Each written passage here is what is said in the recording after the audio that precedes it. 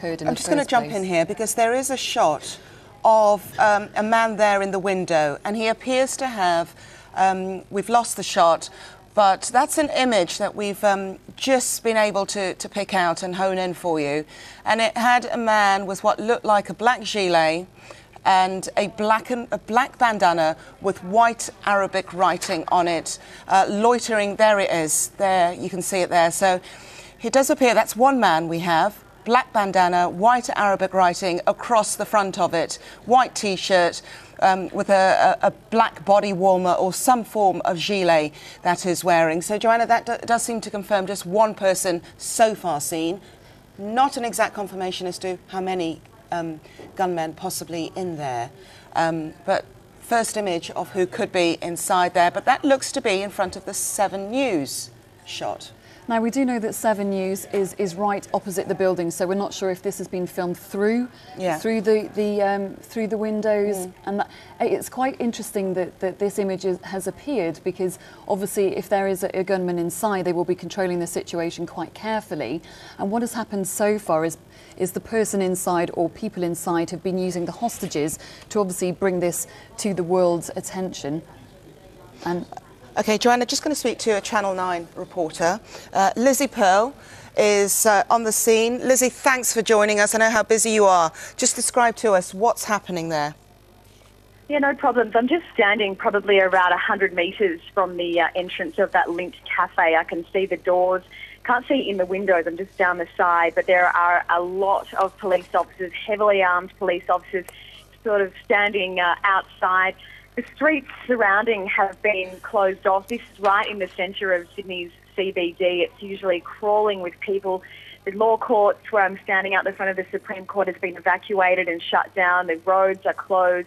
Martin Place, where this is unfolding right now, has been closed. Also, a number of shops have decided that it's just too risky. They're closing their doors and packing up for the day. It really is a very tense feeling in the city at the moment. Just a lot of unknowns. That cafe, the Lindt cafe, is very popular. I go in there quite regularly. I just work a couple of 100 metres away from that cafe. It's usually filled at that time of the morning. It would have been filled with workers and people going for the day. It's also a place where a lot of people go and get Christmas presents, especially at this time of year. It's filled with chocolates and gifts and that kind of thing. So at the moment, it still is a very tense situation. I just came from the Opera House before I got here this morning, and that has also been evacuated. A lot of workers on site, they're actually doing a bit of renovations down there. They've all been evacuated. Tourists have been evacuated, and the police helicopter has been doing some very low work, some hovering over the Opera House just to check it out over at Garden Island, which is, of course, our naval base here in Sydney Harbour, not far from the Opera House. It's been checking that site out as well. So still a very tense situation here right in the centre of Sydney. A lot of police, heavily armed police, keeping a very close eye on the door of that Lindt cafe at the moment. Lizzie, do we know exactly why the Opera House was evacuated? There seems to be some confusion as to the exact reason. Is it just a precaution? There is. Yeah, I mean, I was down there. There wasn't a lot of police on the ground when I was down there, so that made me think that perhaps it was just a precaution. The security guards were doing the evacuation as opposed to police. At the moment, that's what we're hearing. It was just a precaution because it is obviously one of Sydney's and Australia's better known landmarks, that it was just a precaution. But look, that may not be the case. That was what I was told by one of the security guards who was down there keeping a close eye on things. So we're not hearing anything to the contrary at the moment about the reason for why the Opera House was evacuated.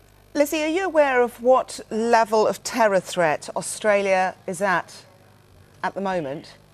A couple of months ago, the terror threat was lifted. It happened around September. I think it went, I couldn't tell you what the exact number was, but it was definitely lifted right across Australia. A lot of the government buildings, I work in the Parliament House here in New South Wales in Sydney, that was the security guards around the Parliament House the presence became a lot heavier as the Parliament House in Canberra. So around September, there was some intelligence or information that our terror threat level should be raised, and that's what happened. So whether this is a result of that intelligence, far too early to say. But yeah, there was definitely a heightened sense of awareness the last couple of months here in Sydney. What's security?